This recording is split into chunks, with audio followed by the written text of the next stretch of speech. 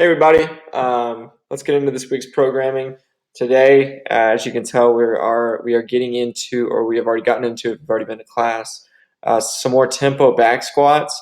The goal here is to go heavier. So if you built up to something last week, my goal, if I was doing this, would be to kind of use that ending weight. If you were able to get 5 at good tempo last week, and to try and do all your sets at least that weight.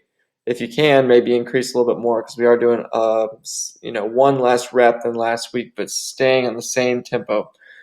Then some L-seated dumbbell presses, really trying to engage the midline and stay nice and tight, and not using our lower spine to compensate for lack of mobility or lack of strength in the upper spine and shoulders. So this will kind of test some of you guys. And then minute 3 is resting, of course, because let's face it, these squats are tough.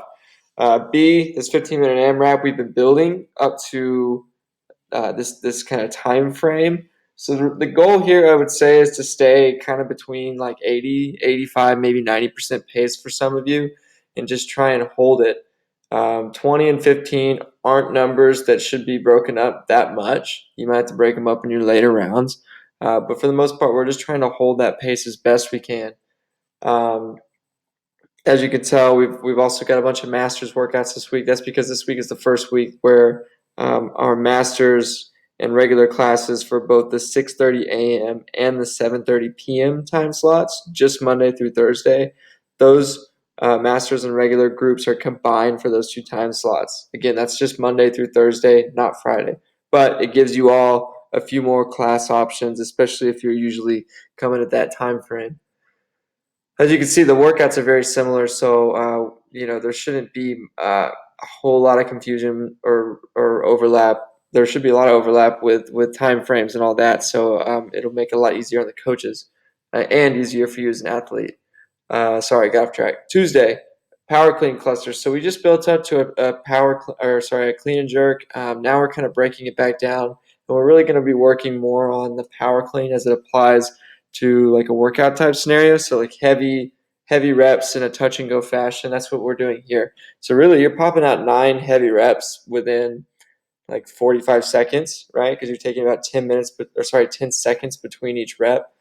Then 3 sets for max reps of power cleans at 80% of A.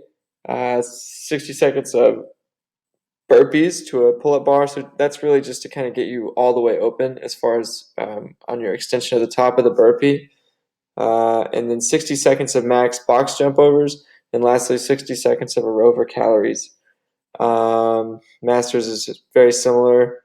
Wednesday.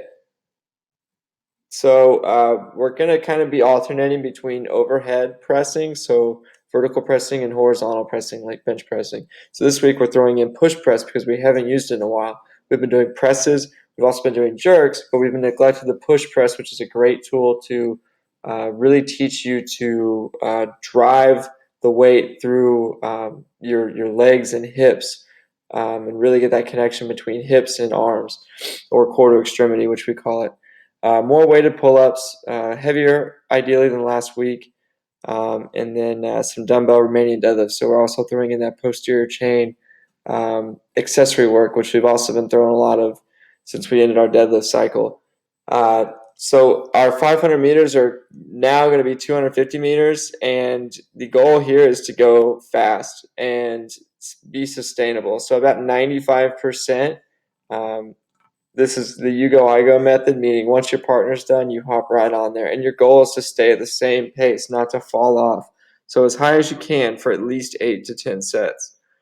Thursday, a lot of accessory work. Last week we did some rear foot elevated split squats or Bulgarian split squats. This week we're kind of changing the format a little bit, but it's basically the same kind of single leg work.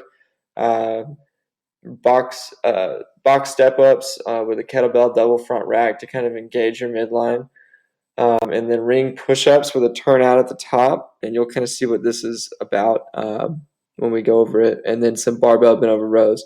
Then 3 rounds not for time of a heavy sled drag, plus taxing the anterior chain as well by putting a sandbag or maybe a couple sandbags in that front rack position, so making it pretty tough on both the front of your body and the back.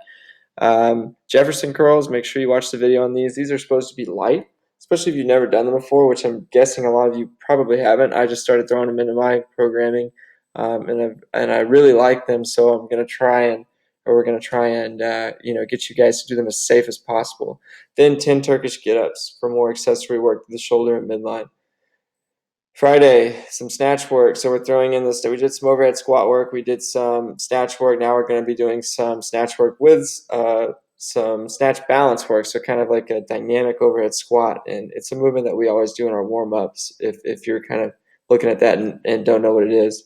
Then for time, a very CrossFit type workout, 600-meter run, 21 toes to bar, 21 thrusters, 400-meter run, 15, 15, 200-meter run, 9, 9. Same schedule this Saturday, especially that 11 a.m. and free intro. So if you have anybody that wants to come and try it out, this is the time for them to do it. They just can always go on to our website and sign up for a free class, and it'll bring them right to that date. All right, guys. Well, I'll see you guys at the gym this week. It's supposed to get super hot later in the week, especially with all this humidity. The heat index is going to be up over 100, so make sure you're getting plenty of fluids in. Make sure you're eating right. Make sure you're sleeping right. And we'll take care of the rest. All right, see ya.